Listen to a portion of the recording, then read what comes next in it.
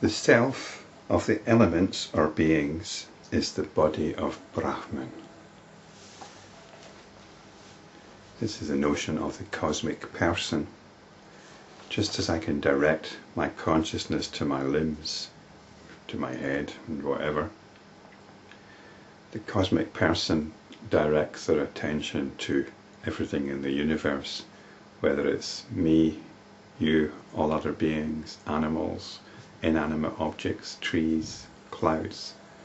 That's the body of Brahman, or the cosmic person.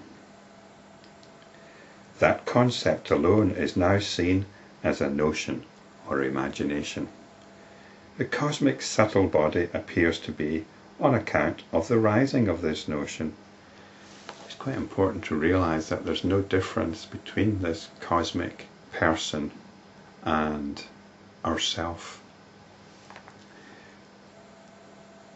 The cosmic subtle body is our bundle of tendencies. It's what directs us to act in certain ways or inclines us to behave in certain ways. The first arising notion or thought is the body of the jiva. So that thought is the body. That thought is the body. That sense of individuality, that sense that you're alone in here and that nobody else knows what's going on. That's the first thought of selfhood. This is the subtle body. This is the jiva. That ignorant thought, namely the I thought, now thinks that the mind is an obvious reality. For no reason or purpose at all, these notions that the mind is an obvious reality arise. And obvious reality here is described as pratyaksha. It seems obvious, doesn't it? Pratyaksha could possibly be best translated as empirical, empirically obvious. It's what's known by direct experience. This is what we think, doesn't it? It's obvious. I've got a mind here. This is me. Consciousness thus becomes other than itself. This is the beginning of consciousness's forgetting of itself, when it starts identifying with the mind.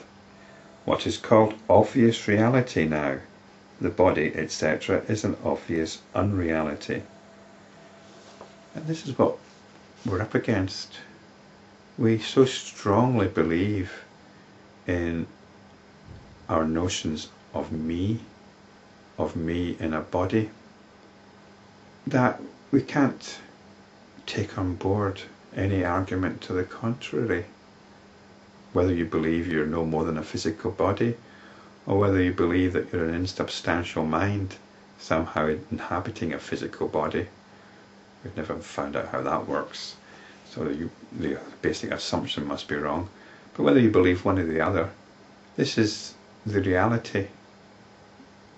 Consciousness has forgotten itself and is now identifying with notions of mind or notions of body.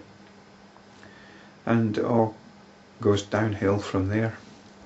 So what we normally think of as obvious is now obviously unreal once you start realizing the reality of consciousness. Paradoxically, the obvious is unreal and the unreal becomes obvious. Such is the mysterious power of illusion. This is Maya. The subtle body is the first among these obvious truths, and so we don't think of the subtle body as some ghostly thing floating around. It's our bundle of notions and beliefs. The truth is omnipresent and matter is but illusion, even though it may be experienced, just as the braceletness of gold is an illusory appearance of gold, though people may point to it and proclaim that it is a bracelet. So we like the fact that it's gold, but what really makes it important to us is the bracelet, the form of the bracelet. The bracelet is the reality. We don't just see it as a piece of gold. The subtle cosmic body, Ativahika, is not material. It is on account of non-understanding that the jiva falls under the sway of this illusion. What foolishness! The material or physical body is not found on inquiry. And I've looked into this in previous videos. And the subtle body exists unchanged even in the two worlds. Two worlds here are indicated as the here and the hereafter. There's no reason why notions should perish. Notions have a life of their own. They suck us into them. And these notions can carry on. This is the subtle body. You might be thinking, oh, does this mean that you continue into another life? But what's the continuation in this life? In what way are you the same person that you were 10 years ago?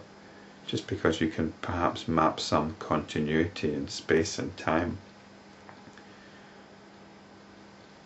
But it's difficult to see how you're the same person that you were 10 years ago, any more than a wave which was 100 metres out at sea is now only 10 metres out at sea.